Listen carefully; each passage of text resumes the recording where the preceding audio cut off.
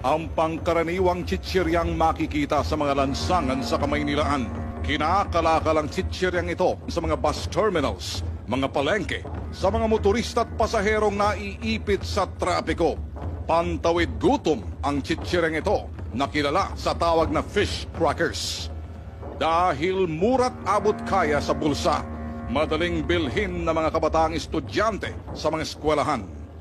Masarap ang fish crackers para sa mga mahihilig, bata man o matanda.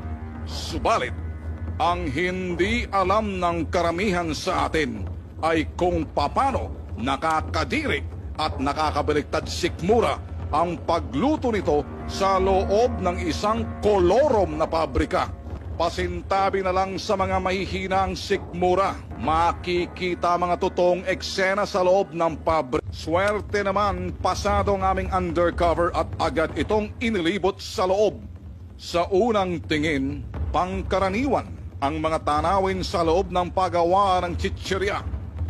Subalit, habang tumatagal, unti-unti nang nakikita mga bagay na dapat nilang itinatago. Sa pool ng aming concealed camera ang drum-drum na patis na ito. Sa loob ng drum, sa pulagad ng aming concealed camera, ang mga patay na ipis na lumulutang sa drum ng patis. Nakita rin ng undercover ng bitag sa kwartong ito ang sako-sakong borax. So ano ito yung borax dun sa kalusugan ng tumatangkilik o kumakain ng produkto na dito sa pagkain na to? Muling bumalik ang aming undercover sa pabrika ng Mega Ace Food Products. Ang gumagawa ng kontrobersyal na ipis crackers fish crackers pala.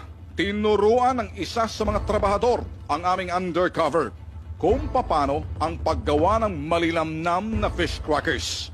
At nang titimplahan na pagmasdang maigi yung mga drum ng patis na napitikan ng aming undercover nung unang surveillance namin, nandoon pa rin. Binabantayan ng aming undercover kung ano ang susunod na hakbang ang kanyang gagawin. Parang baliwala lang yung ipis na nasalok niya sa timba.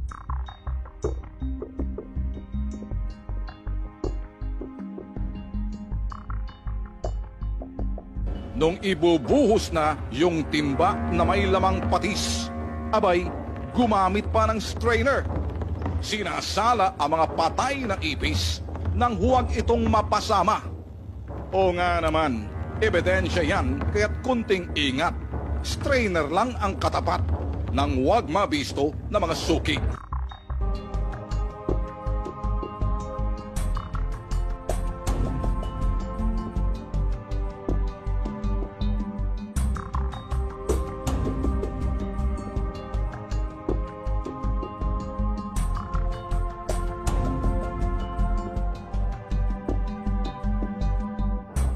Sa asta ng trabahador na to, ina-apply niya yung kanyang nalalaman sa Hygiene and Sanitation 101 na napag-aaralan lang sa eskwelahan.